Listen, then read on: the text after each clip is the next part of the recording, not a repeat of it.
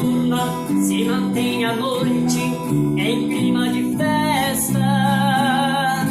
De longe se ouve vários instrumentos de cordas e metais, boêmios bebendo, cantando e dançando ao som de uma orquestra, de um som estridente que lhe deu o nome do som de cristal. A casa noturna, boate falada, lugar de uma fama, com as portas abertas durante a noite, entra quem quiser. Porém esta noite, sem que me esperasse, entrou uma dama. Fiquei abismado porque se tratava da minha mulher. Ela se cansou de dormir sozinha esperando por mim, que essa noite resolveu dar fim a sua longa e maldita espera.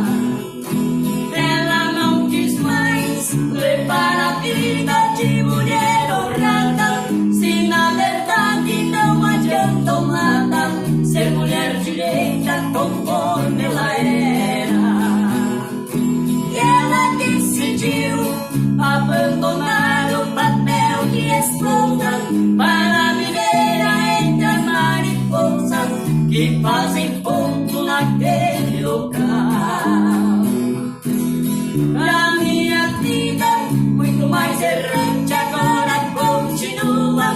Transformei a esposa em mulher da rua, a mais nova dama do som de cristal.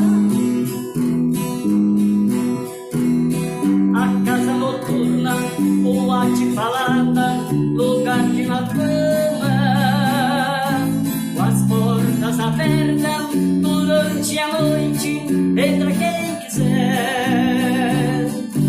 Porém esta noite, sem que me esperasse, entrou uma dama. Fiquei abismado porque se tratava da minha mulher. Ela se cansou de dormir sozinha esperando por mim, que essa noite resolveu dar fim na sua longa e maldita espera. Ela não quis mais levar a vida de mulher honrada, se na verdade não adiantou nada ser mulher direita conforme ela era. Ela decidiu abandonar o papel de esposa para viver entre as mariposas que fazem ponto naquele